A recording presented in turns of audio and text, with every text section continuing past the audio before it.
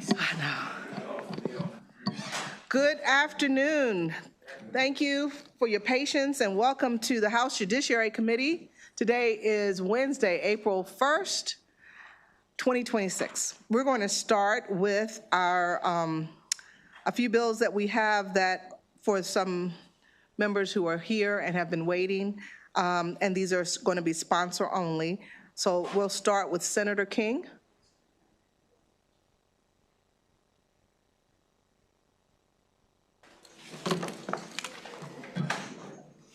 Thank you, Madam Chair, members of the committee. Patty Horton on behalf of Senator King. Senate Bill 810 builds on the Maryland Values Act of 2025 by providing our school systems with the clarity that they need when faced with ICE activities at our schools. The bill also expands the definition of sensitive location to include a designated school bus stop, a school vehicle, and a location that distributes food to individuals in need. This emergency legislation is an exact cross-file of House Bill 1341 that passed this committee and the House, and so on behalf of Senator King, I respectfully request a favorable report on Senate Bill 810. Thank you. Members, do we have any questions? All right, seeing none, thank you very much. Thank you. We're going to move now to Senator Love, Senate Bill 334, sponsor only. Thank you, Madam Chair. Good afternoon, Chair Bartlett, Vice Chair Davis, members of the Judiciary Committee. Did you miss me? It's nice to see you again. Senator Sarah Love here to present to you Senate Bill 334, addressing what are essentially DIY, do-it-yourself machine guns. As you may recall from your House hearing, this bill addresses semi-automatic pistols that, as a result of their design, can be easily converted into machine guns using a small quarter-size item called a switch. According to the ATFE, the rate of fire of these machine guns can be up to 1,200 rounds per minute, allowing shooters to spray bullets with a single pull of a trigger. As you all may know, machine guns are illegal federally and in Maryland, as are switches. However, law enforcement are increasingly finding these do-it-yourself machine guns at crime scenes across Maryland and across the United States. Switches are easy and cheap to get, and because of the design of these pistols, within a short period of time with no expertise, no special tools, no special knowledge, someone can just clip out the back of the pistol, insert the switch, and you have a ready-made machine guns. Now, the majority of manufacturers do not use this design. There are many, many pistols that are not easily converted. So we have a very narrowly tailored definition of what a machine gun convertible pistol is. And in the Senate, we put in some amendments to tighten that definition even more. We added a definition of common household tools. We added a definition of cruciform trigger bar. As I said, we clarified the definition of machine gun convertible pistol, and then we added several exceptions to address issues that were raised here in your hearing as well as in our hearing. And some of those exceptions were for current law enforcement officers. We already had an exception for when they were acting in their official capacity. Now, even if it's not an official purchase, they can still purchase this particular type of weapon. We add an exception for retired law enforcement officers who are certified under LEOSA, the Law Enforcement Officer Safety Act.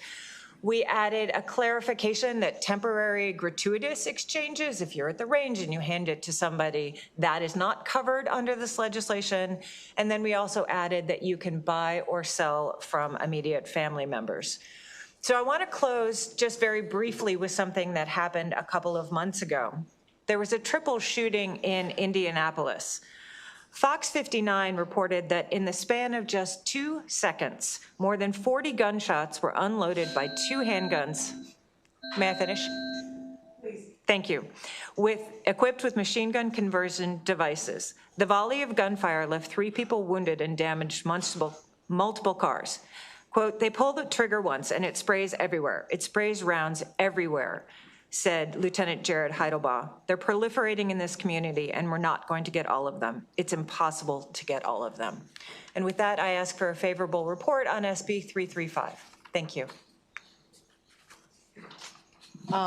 Thank you so much. Members, do we have any questions? The Vice Chair. Thank you. I understand, I've been taking a look at the exceptions, and I understand that there is an exception for law enforcement who are active in their duties. What is the rationale for allowing people to have these when they're not acting in their official capacity? So what we heard was that many departments require their law enforcement officers to carry, even when they're off duty, and we were told they're not really ever off duty, and so they want a lighter pistol to carry. And so if they can get this as a law enforcement officer, they should be able to get this when they're out there, because at any moment they may be called into duty. Okay, I understand that. Now, what's the rationale for retired law enforcement? The rationale for that was those who they have carried this specific pistol during their career. They are certified every single year to under LEOSA, so they are capable and qualified.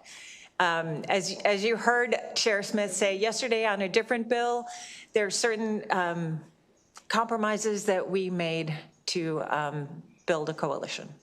Okay, and my other concern is that now you have off-duty, retired, and there's an exception for transfers to their family members. I hear you, Madam Vice Chair. So if the goal is to get these things off the streets and to limit them, why would you make exceptions? Well, I think even with those are limited exceptions. So I think even with those exceptions, we will be getting a large number of these pistols off the street.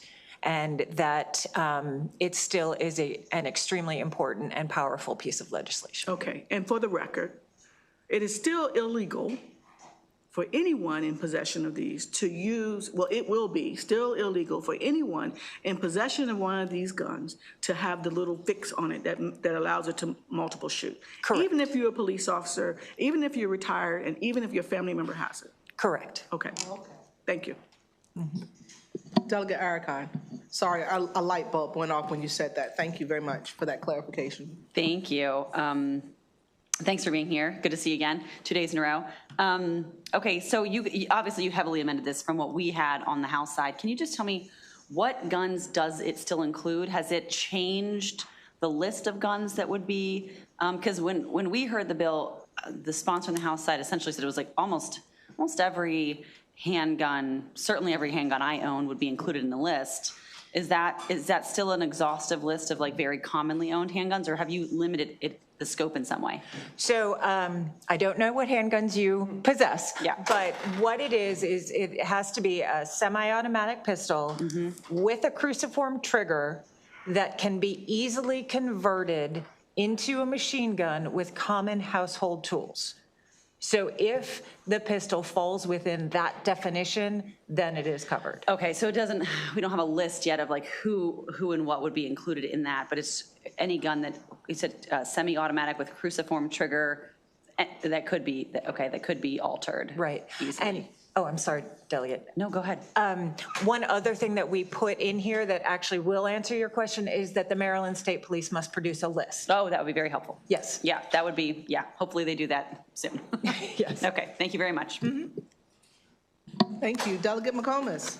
If you know, Senator Love, have any other states decided to ban what your bill is proposing to do? Yes, California. Any other states? California to date. So it's only California? To date. Okay, all right.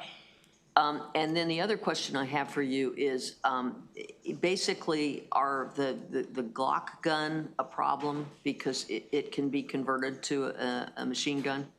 So the current iteration of Glock is one of those that does fall under the definition. And yes. Isn't it also true that Glocks are probably the most popular gun used by the various police departments? All police departments are accepted. They're allowed to carry these. So they can keep their Glocks? Yes, ma'am. Okay. And also, to be clear, anybody who has them can keep them. Possession is not a part of this legislation. It's just manufacture, purchase, and sale going forward. But even with that, law enforcement can still purchase these guns going forward. They are part of the exception. So you don't think that this is going to have much of an impact on the Glock? Because- Not on law enforcement. Okay, except for next year's bills. No, no, okay, thank you. Sure, sure.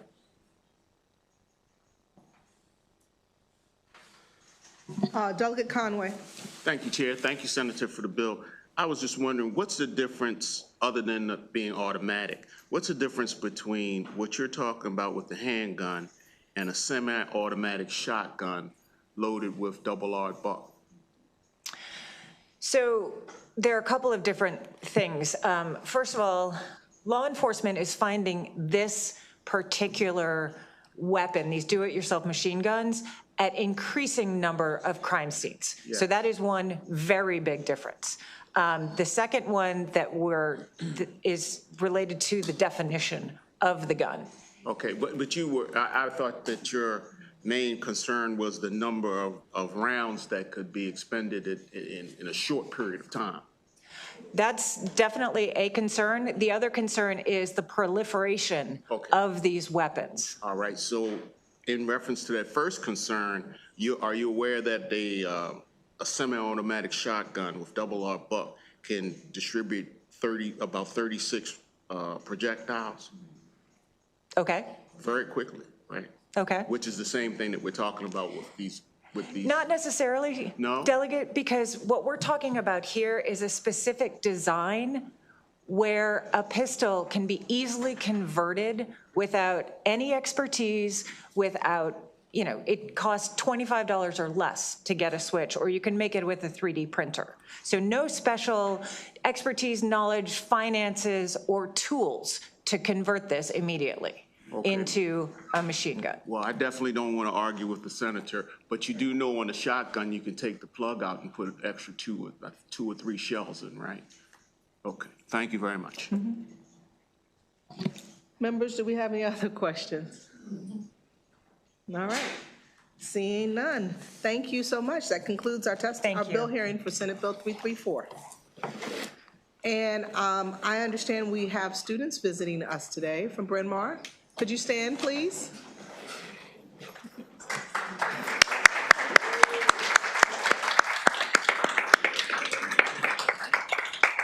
Thank you very much for visiting us today. I hope you find today interesting, useful, and informative. Bryn Mawr. All righty, thank you. All right, okay, now we're going to move to Delegate Karen Lewis Young, who I assume is representing Frederick County Senators on Senate Bill 533. And while she's taking her seat, do we have anyone from Senator Henson's office or Senator Wallstreicher's office? Okay, great. Okay, perfect. And you're from Senator Henson's office? Okay, perfect. Whenever you're ready. Thank you. Thank you, Madam Chair. Good afternoon, committee. I am Karen Lewis Young from the District 3, which I represent in the Senate. However, today I am representing the Frederick County delegation on a delegation bill to raise the sheriff's salary. I want to give you a little bit of history on this bill. The Frederick County sheriff's salary has not been raised since 2015. To my recollection, there have been 3 attempts to raise the salary since then. The bill has passed over from the Senate several times during that period. The sheriff's salary is far from being competitive. If you look at the 5 counties that are closest to Frederick County in population, the average salary is $182,982. The current Frederick County sheriff's salary is $125,000, or 46% below the average of the 5 5 counties closest to us in size. What this bill does is propose to raise the Frederick County Sheriff's salary to $175,000 effective the first of the year in 2027. After that, in order to adjust for inflation, it would be tied to 82.5% of the state's attorney salary. That way, we don't have to continue going through this process because the increases would be established. Now, I do want to speak to a couple of realities. In the past, this has been a very partisan issue. I highly encourage you to look at the position and not necessarily the person that's in it, who might be somewhat controversial.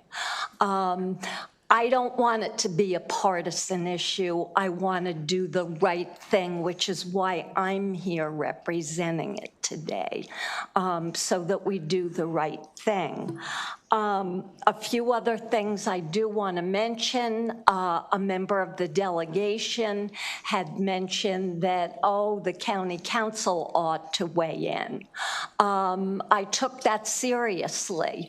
I now have a letter of support from every member of the Frederick County Council. It is unanimous.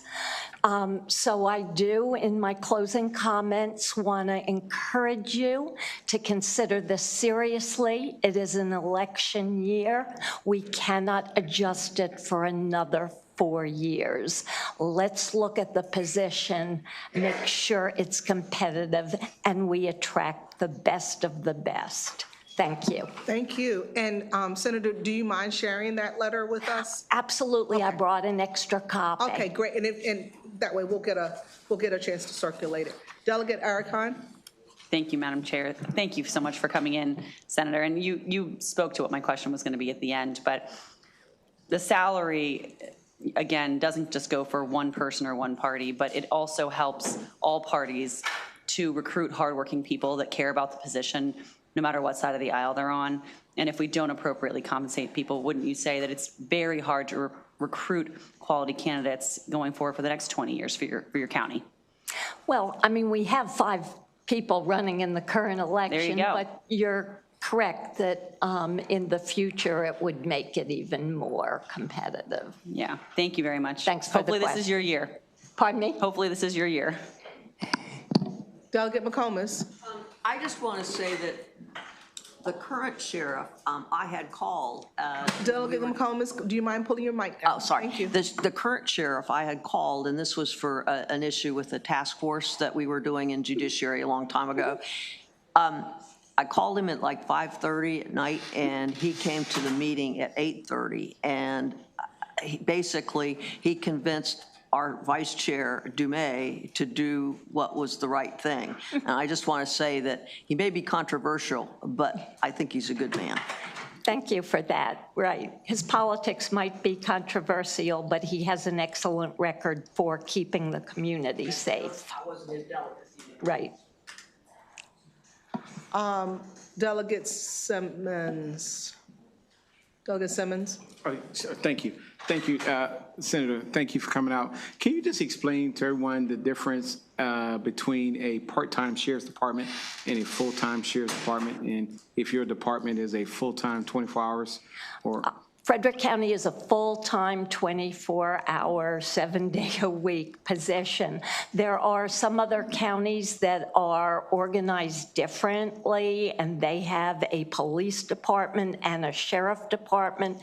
The sheriff department has responsibility for the jails, and that's pretty much the extent, and that might be considered more of I don't know, part-time, full-time, but the scope isn't as large, and they wouldn't have as many employees reporting to them. I believe the sheriff's department is somewhere between 400 and 500 individuals. Great. Delegate Valentine, Delegate Cardin and then Valentine. Thank you, Madam Chair. Just real quick, I'll let you get that letter to the chair. Thank you, Senator. Do other counties do it this way where they tie it to the salary of another position?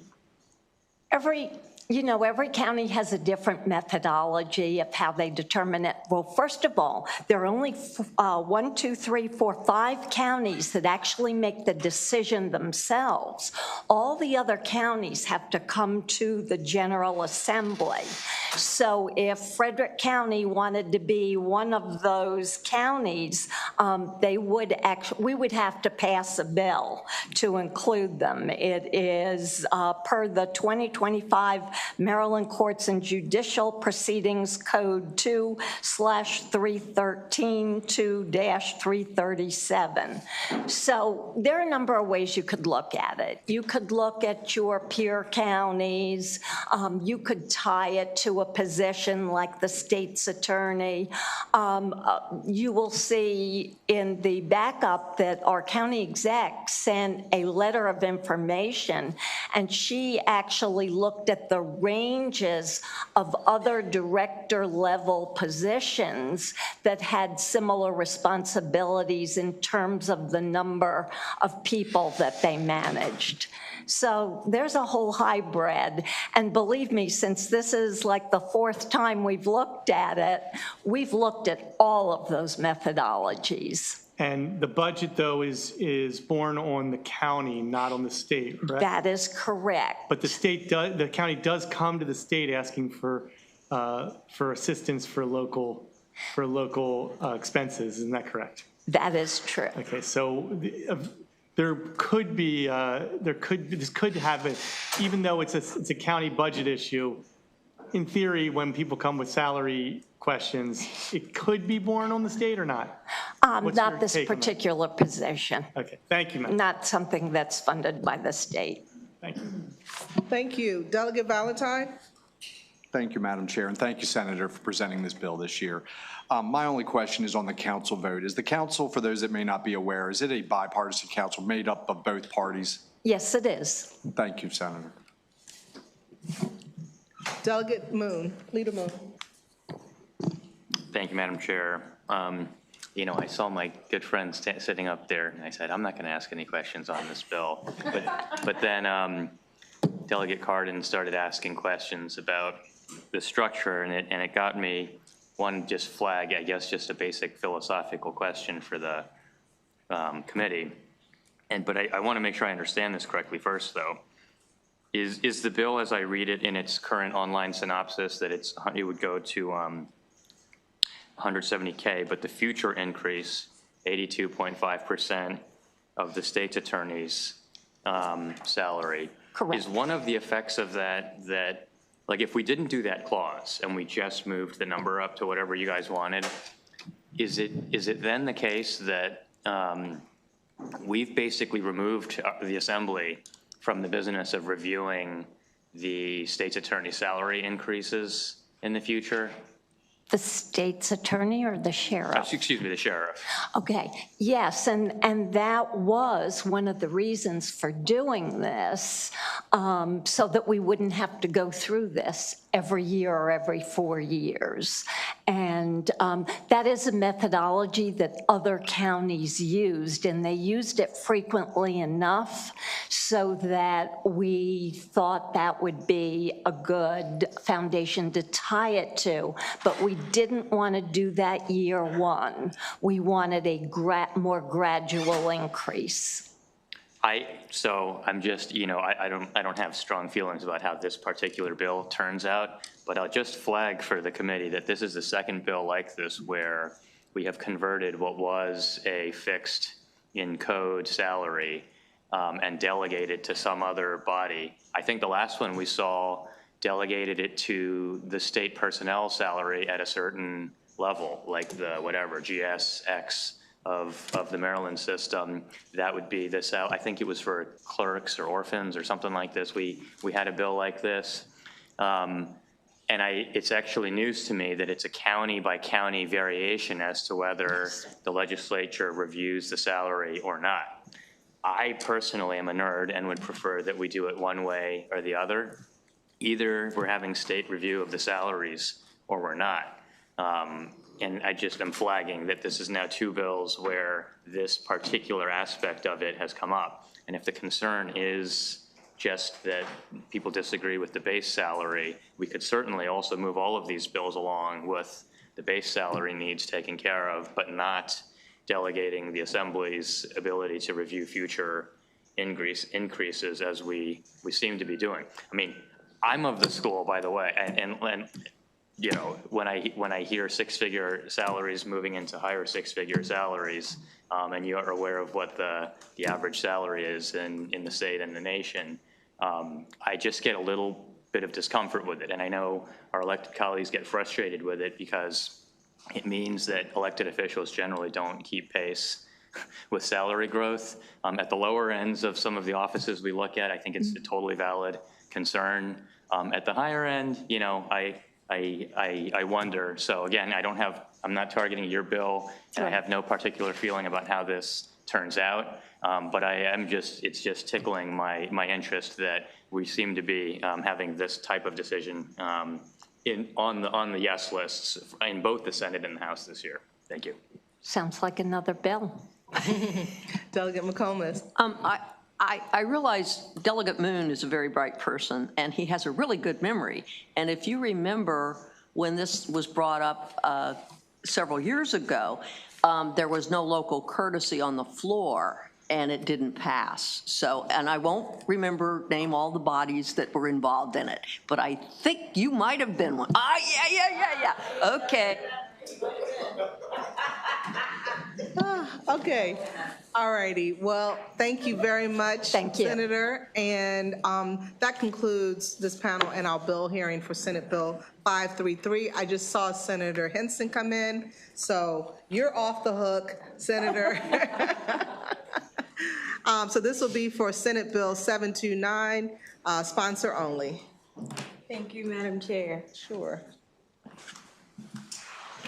Thank you, colleagues, members of the Judiciary Committee, Madam Chair, Madam Vice Chair. Wonderful to be back in the House. For the record, I am Senator Shanika Henson on Senate Bill 729, now titled Access to Counsel and Evictions Program. You all had a wonderful bill hearing on what was a more comprehensive bill that dealt with tenants' rights that live in mobile home parks. Thank you for the very thoughtful hearing on that. The Senate bill version of it has been changed, and so that's what's before you today, the amended version. The Senate bill version that crossed out of the Senate and is in your custody now is a version that would give tenants in mobile home parks the same access to counsel that we give to residential tenants. We do have some amendments in the committee's jurisdiction as well. The amendments that we have in your jurisdiction would restore some language that was stripped from the original bill. The language that it would restore is mainly the language surrounding the notice of the eviction. We do understand that with the ACE program, being able to access the counsel that we have in the program, a meaningful part of that is getting a notice of the eviction so that you can get the notice that's on the eviction, you get the notice of the counsel available to you, and then you can meaningfully connect with that counsel in advance of your trial date. What it does is it avoids delays, it avoids people from being summoned to court and then going to court and then asking for a postponement so that we don't have that logjam in our court system. So it really preserves the efficiency of our courts, and it allows people's access to counsel to be utilized in a meaningful way. So colleagues, I do present this for your consideration. Senate Bill 729, which is now titled the Access to Counsel and Evictions Program, which in its modified form does present that opportunity for tenants in mobile home parks to be able to participate in the Access to Counsel program that we have for residential tenants. Thank you for your consideration. Members, do we have any questions? Delegate McComas? Just real quick, Senator Henson, does this involve that they have to have a certain income level, you know, in other words, that if they're Donald Trump or Elon Musk and they live in the mobile home park, they wouldn't be allowed to use the legal services, but if you're considered low income and you need that help, in other words, there's an income factor involved? That's correct, Delegate. Yes. Okay. Thank you very much. Thank you. Any other questions, members? So, Senator, okay, I'm looking at a hard copy of the bill, and it started out at, I don't know, probably 38 pages, and it looks like we're down now to, what, 3, 4, 5 pages. So I just want to make sure that it seems like the essence of the bill remains, does it? So the essence of the bill accomplished, the original bill had several purposes. It spoke about the sort of notice that would need to be given in an eviction.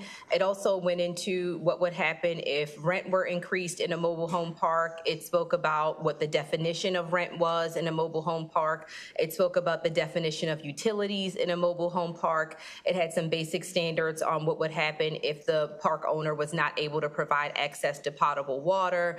It spoke about what happened in a mobile home park if the tenant was evicted and they couldn't access their personal property inside of the mobile home. It gave the tenant of a mobile home park the option to purchase the property if it was deemed abandoned property after an eviction. So it had a few features that made it a much more comprehensive rewrite of our mobile home statute in its original form. Understanding that a 38-page bill, by the time we got our bill hearing in JPR, it wasn't the time to work on the bill in the form that we wanted to be able to this session.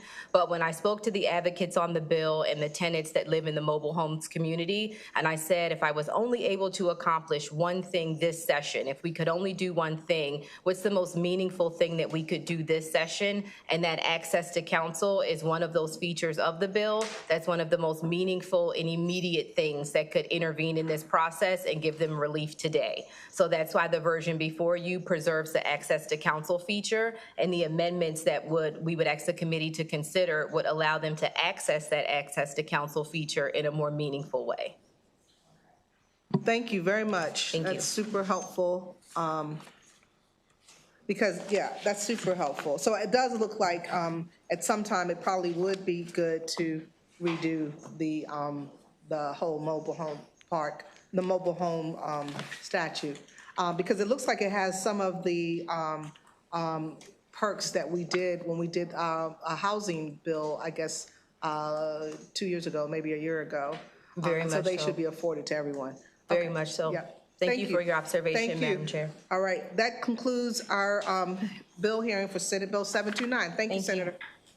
All right, we're going to move now. I saw Vice Chair Wallstreicher. So we're going to move to Senate Bill 346, sponsor only. And Vice Chair, whenever you are ready. Good afternoon, Madam Chair, Madam Vice Chair, members of the committee. Always wonderful to be back. I always get nostalgic. I used to sit over there and I'm reminded that you guys have something that we desperately are jealous of in JPR, which is windows. So you know what time of day it is. Before you is Senate Bill 346. You have already passed this legislation as part of another piece of legislation sponsored by Delegate Moon. So this is attached to another House bill on the House, on the HB. On the Senate bill, it came over straight. There are only two slight differences between the Senate bill and the House bill. The first difference is technical. The House bill uses the phrase judicial officer, which senators found somewhat confusing, and we want to make sure we're in a good position for litigation. The word judicial officer under the bill does not refer to judges or any part of the judiciary, which some people found confusing. And so the House bill, the Senate bill uses the neutral term covered officer. The second difference is that at the request of the Attorney General, we added some language regarding state officials who serve on federal task forces. State officials who serve on federal task forces are not thereby made federal officials. They retain their status as state officials when they serve on federal task forces, and we have language clarifying that. So this is the same bill that the House passed, that you already passed on Delegate Moon's bill, retaining the language from Delegate Charkoudian's original bill, because one was done in whole and one was done as appended to another bill. I just ask that we kind of pay attention to the logistics to make sure that we can get this across the finish line together. that's it. With that, I'll ask for a favorable report on Senate Bill 346. Thank you very much, Senator. Are there any questions? Good to see you in the committee. Thank you, Madam Chair. Seeing none, that concludes our bill hearing for Senate Bill 346. Is there anyone here from Chair Smith's office? Okay. We are rolling right along so well that we only have 2 more bills left. And so we're going to hear Senate Bill 775 and Senate Bill 933. And if you give us a few minutes, we'll make sure we can have that bill hearing. So we're going to be a slight recess.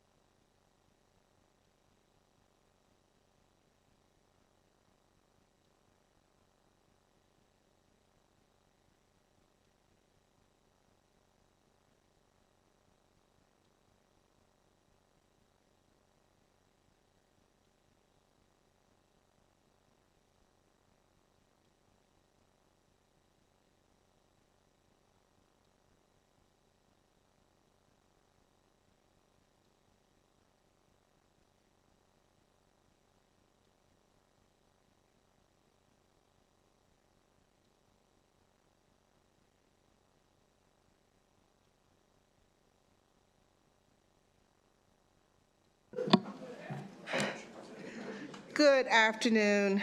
Wednesday, April 1st, we're going to resume our hearings. Senator Chair Smith, we're going to hear 2 of your bills. And whenever you are ready, you may start with whichever you prefer. Thank you very much, Madam Chair, Madam Vice Chair, members of the committee. Apologies for the delay. I know you all went through pretty quickly here. Happy April Fool's Day. Here, that's not a joke, actually. I'm actually literally just late. Here to present Senate Bill 933. So last session, the General Assembly passed a constitutional amendment giving the governor the authority to appoint temporary substitute members of the Judicial Disabilities Commission in the event that a member recuses themselves or if there's a disqualification or removal. The constitutional amendment will be on the ballot this November, but as it stands, the governor's temporary appointment power would allow him to appoint as a temporary member someone that actually was rejected by the Senate Judicial Nominations Committee, or committee. So as you all know, many members, when the governor makes an appointment of that, at that level, of that echelon, it requires Senate confirmation through the Executive Nominations Committee. So what this bill does is it clarifies that a person appointed by the governor to a temporary position by the commission may not have been rejected by the Executive Nominations Committee. So that the ability to make an interim appointment that's been rejected by this body cannot happen. And that's the sum and substance of the bill. And with that, I'd ask for a favorable report, and I'll stand by for questions. Thank you. Members, do we have any questions? Delegate Archon. Thank you, Mr. Chair. Good to see you again. Good to see you. Has this happened? I'm just curious if we've had a situation or if this is just preemptive, just in case vibe. There was this has not happened to my knowledge. There was a situation in which it was pretty close. Okay. Something pretty close happened, and it was a couple of sessions ago. Okay. All right. Thank you very much. Thanks. Leader Moon. Thank you, Madam Chair. Good afternoon, Senator Smith. Good afternoon. Do you happen to know how often a judge is disqualified or removed through this process? So through the Disabilities Commission, I don't have that information. I think the fiscal note has some of that information in it, but I'm not 100% sure. I mean, but, okay, well, I guess it doesn't matter, but my next question was going to be whether this sort of impacts whatsoever, you know, one's willingness to do it or not to do it. Would be my only question, but it's probably not impacted by this. No, I mean, not to serve on the bench. I mean, again, this is the committee that disciplines those, you know, the folks on the bench. So, for instance, we just approved someone, Eric Barron, former member of the House, to sit on the Judicial Disabilities Commission, outstanding selection, approved by, you know, the General Assembly through the Executive Nominations Committee. What this bill just says is there's no interim appointment that we've said no to, that the governor can then kind of usurp our responsibility to exercise oversight. And so that's essentially what this does. It closes what I view as a loophole. Interesting. Thank you. Members, do we have any other questions? All right, seeing none, thank you, Senator. That concludes our bill hearing for Senate Bill 933. Next, we'll hear Senate Bill 775. Thank you very much, Madam Chair, Madam Vice Chair, members of the committee. Senator Smith here to present Senate Bill 775. The genesis of this bill actually came from an article that I read in the New York Times about something that happened in Michigan, but that was actually common practice here in Maryland, is that when gun buybacks happen, and this bill is not on the merits of a gun buyback program. It's just, so I'm not making a judgment call as to whether gun buybacks are good or bad. It's just that if they are performed, this is the way in which it should happen. And so the frame, as many of you all know, that a firearm, absent the frame or the receiver, is just a hunk of metal. It's not considered to be a firearm. And so what was happening through these gun buybacks is that third parties were coming in, and everything but the frame or the receiver, so all the other component parts of the firearm, were then being recirculated into the marketplace.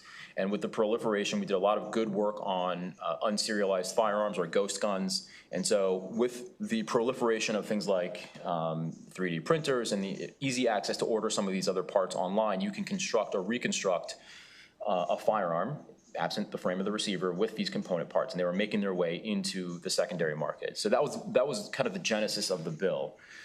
Secondly is that today, if you operate a gun buyback, there is no requirement to run a background check or to see if it's lost or stolen or if it was a crime gun. And so, if you had your firearm stolen and they were turned into a gun buyback, no questions asked, there would be no way to trace that to get your firearm back. Or if it was part of a crime, there would be no way to verify that. So what this does is also requires that all guns that are turned in to a gun buyback are first screened to be lost or stolen, or if they're part of a crime gun. And then second, that every component part, frame, receiver, everything else is obliterated. And so that is the sum and substance of the bill. And with that, I'll ask for a favorable report and stand by for questions. Delegate Archon. Oh my gosh. Oh wait, no, we got Frank out in Conway here. Okay. Okay, so that was a little complicated, and I'm reading through it. Did you make any edits to it, or did it pass in clean form? I believe it passed in clean form. I'm looking to see the interlineated copy. We made this, actually, you've seen this bill maybe twice before. Yeah, I was saying, it sounds familiar, but I had forgotten. The amendments were based off of conversations that I had with several members of this committee offline. Okay. Beforehand, so that's why you have the requirement for the check for lost and stolen firearms. Yeah, that's a great addition. I remember that we had some conversation about that, but I do see that the gun folks are still in opposition here. Were you able to come to any agreement with them? I guess not. Since So there was- some of the opposition is just a fundamental misunderstanding of what the bill does, because I'm not making a judgment call or asking for more gun buybacks to happen. I'm just saying if they are conducted, this is how they have to happen. These are frequently, they have to be through an FFL or through a law enforcement agency. Right. They commonly partner up with churches or kind of nonprofit organizations. Okay. Because the FFL is the one that receives that firearm. You have to be an FFL to receive it. Right. Or a law enforcement agency. So a lot of that opposition is directed just for the whole principle, the whole underlying. Okay, the whole gun buyback. concept of them. Yeah, Correct. it's a bit of a mess. Yeah. Yeah. Yeah. I can't. Okay. All right. That helps me. Thank you. Delegate Conaway? Thank you, Chair. Thank you, Senator, for coming in for this bill. My question is, if a citizen turns in a stolen weapon, and they don't know that it's stolen, they've had it for some time, maybe got it from their grandparent or something like that, what happens when that number gets run through the system and it comes up that it's stolen? The bill requires only that effort be made to contact, a reasonable effort be made to contact the owner, the lawful owner of it. There is no other requirement for law enforcement to take any other steps. What happens to the person that turns in the stolen weapon? The bill is silent on that. Silent on that? Okay. Thank you. Is that so that we can incentivize people, or do we not have a reason? Madam Chair and Delegate, you are bringing something up that you want to incentivize gun buybacks, and a lot of times they're advertised as no questions asked. And so that's kind of like the interesting question that I've been asking myself about this bill for a long time. I think on balance, understanding that you want firearms to return to the lawful owner, and also B, if there's part of a crime gun, you don't want gun buybacks to be used as a funnel to just dispose of crime guns. And so you want the element of no questions asked, please turn them in. And you have to it's a public policy that we have to just balance those interests. And so I thought on balance, having the checks for the lost and stolen and for crime guns was, I thought, the best way to go. And it would still incentivize people to participate in gun buybacks if they just had firearms that they didn't want, or they felt they were dangerous, or they just didn't know how otherwise to dispose of them. So on balance, that's the policy choice that we landed on, but that's a question for this committee at this moment. Great. Yeah, you can, but let me just ask one other quick question. The one section under 5-903, where it says that a person who violates this section is guilty of a misdemeanor, what I want to make sure is that if someone, my understanding is that I cannot, in the sentence before that, where it says a person may not operate a gun buyback program except in accordance with what you've laid out. My understanding is I could not hold perhaps like a fundraiser or something and say, bring me your guns, I'm going to hold, this is my own personal program. That's already prohibited by law for me to be able to do that. Is that correct? That's correct. So you have to be an FFL or a law enforcement agency to facilitate these transactions. Right. So that's already a prohibited practice. What this speaks to is just the obliteration and the good faith effort to make that contact, but really the obliteration is what we're getting at.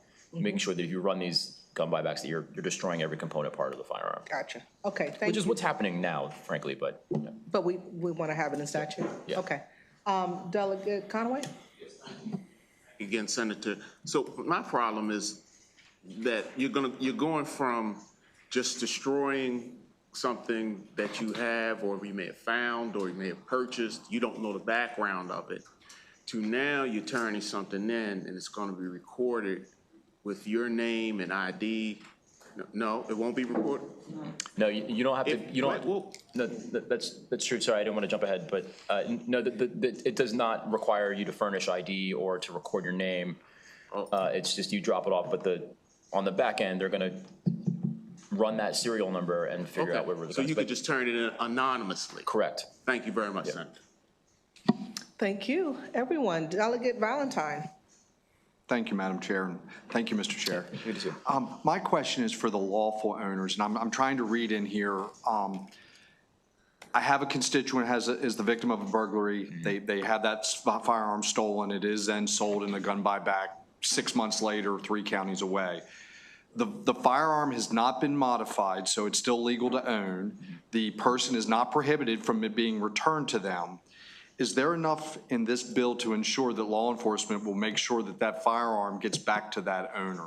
I'm looking reasonable efforts it's in the last page, 5904, reasonable efforts. Is that kind of what we're relying on, is those reasonable efforts will be made to get that firearm back to the rightful owner? That's right. I've worked with counsel on this, believe that's the right thing. Because right now the law is silent on these. So with these gun buybacks, this is happening right now, and this protection is not there. Currently. Okay. So, and what's happening is that they are being destroyed and no one's being contacted, and there we go. Thank you. Thank you, Madam Chair. Thank you. Members, do we have any other questions?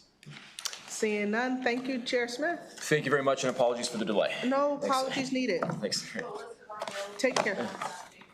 Oh, yes. And we're voting on Friday, so. And we're trying to. On that note, members, hold tight. We are going to have a voting session. Give us a few minutes to get reset for that. Excellent. Thanks. Thank you. Have a good. Thank you, Senator. Thanks.